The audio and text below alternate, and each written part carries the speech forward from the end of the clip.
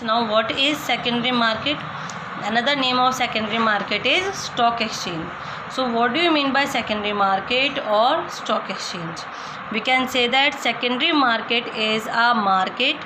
It is a market for purchase and sale of existing securities. Means एक ऐसी market जहाँ पर already existing securities को या तो ख़रीदा जाता है या फिर बेचा जाता है. You know the meaning of existing security.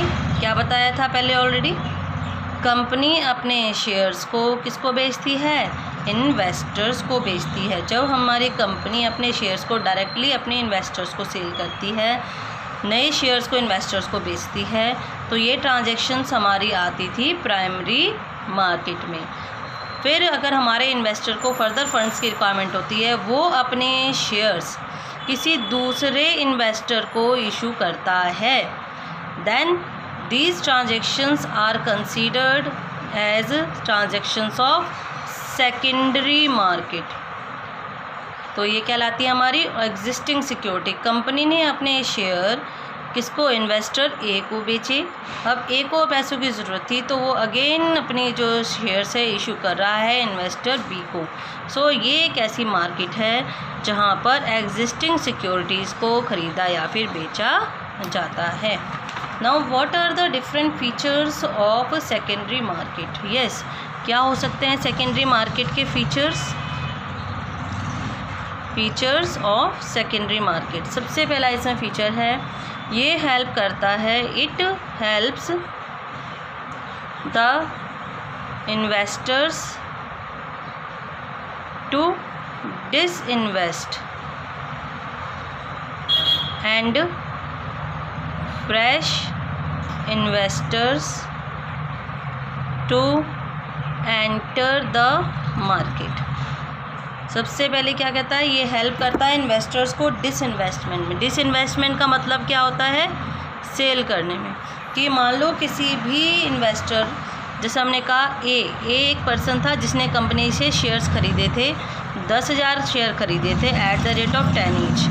तो यानी कि उसने 1 लाख रुपए के शेयर्स परचेज़ किए थे. अब मान लो उसको पैसों की ज़रूरत पड़ती है और मार्केट में शेयर के प्राइस जो 10 रुपये का शेयर था, आज की डेट में उसकी वैल्यू है 15 रुपीज़. आज की डेट में उसकी मार्केट प्राइस कितनी है? 15 रुपीज़. तो क्या करता है, अगर उसे पैसों की ज़रूरत है तो वो अपने शेयर्स को आसानी से बेच सकता है by using the stock exchange. तो उसने क्या किया? उसे पैसों की ज़रूरत थी, उसने अपने 10,000 शेयर 15 रुपये के हिसाब से बेच दिए. तो उसे कितने पैसे मिले? 1.5 लाख रुपये.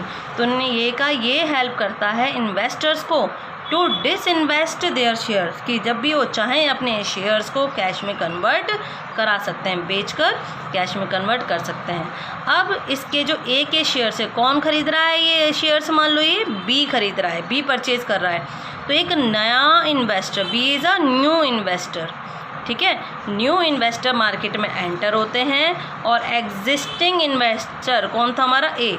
वो अपने शेयर्स को क्या कर सकता है? डिस इन्वेस्ट कर सकता है, यानी कि सेल कर सकता है. तो I think first feature is clear कि ये एक ऐसी मार्केट है जो इन्वेस्टर्स को हेल्प करती है अपनी पुरानी सिक्योरिटीज़ को बेचने में, और जो नए इन्वेस्टर्स हैं वो मार्केट में आसानी से एंटर आते हैं, हो सकते हैं. तो ये क्या प्रोवाइड करता है? सो इट ऑल्सो प्रोवाइड्स, क्या प्रोवाइड करता है? Liquidity and marketability.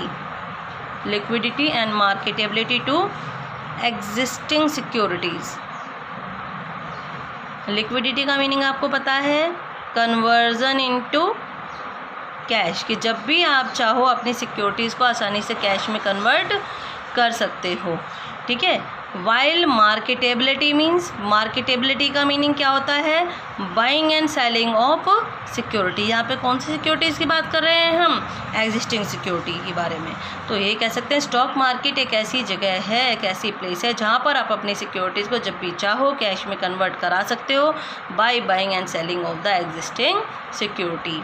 Now the third feature is it contributes to contributes to economic growth. Economic growth. अब इकोनॉमिक ग्रोथ कैसे पॉसिबल है कि स्टॉक एक्सचेंज क्या काम करता है?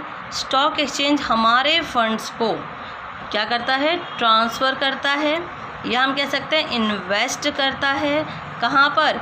Into the most productive investments. Most productive investment opportunities जो भी हैं वहाँ पर हमारे पैसों को इन्वेस्ट करने में हेल्प करता है। और वो कैसे? Through the process of disinvestment and reinvestment. Investment, what do you mean by disinvestment? मैंने आपको बताया था कि सेल करना अपनी एग्जिस्टिंग सिक्योरिटीज़ को, कि जो भी सिक्योरिटीज़ मेरे पास हैं, अगर मुझे फंड्स की ज़रूरत है तो मुझे जब सिक्योर सेकेंडरी मार्केट के थ्रू उन्हें सेल करके कैश में कन्वर्ट करा सकती हूँ। और फिर जो मेरे पास फंड्स आए, जैसे कि हम ये वाला एग्जांपल लेके चलते हैं सेम, कि ए के पास कितना अमाउंट आया था? ए के पास 1 लाख रुपीज़ आए। अब ए उन 1 लाख रुपीज़ नहीं, ए ने अपने शेयर्स को जब इशू किया था तो ए के पास 1,50,000 रुपीज़ आए थे सिक्योरिटीज़ को बेचने के बाद। अब ए क्या कर सकता है? इन पैसों को दोबारा से री इन्वेस्ट कर सकता है। जो भी आपकी प्रॉफिटेबल या आपकी जो है प्रोडक्टिव इन्वेस्टमेंट्स हैं, वहाँ पर उस पैसे को दोबारा से री इन्वेस्ट कर सकता है। देन इससे क्या होगा? It will leads to increase in profit, और जब प्रॉफिट इंक्रीज होगा then it will leads to increase in economic development. तो तभी उसके थ्रू आपकी इकोनॉमिक डेवलपमेंट भी पॉसिबल होगी। So through the process of disinvestment and reinvestment it helps in contribution to economic growth. Now fourth one is कि stock exchange एक ऐसा platform है जहाँ पर जो भी हम सिक्योरिटीज़ को ट्रेड करते हैं, खरीदते हैं या फिर बेचते हैं, ट्रेडेड और settle, you can say that traded, cleared और सेटल्ड। जो भी ट्रेडिंग होती है वो किसके अकॉर्डिंग होती है? With in the framework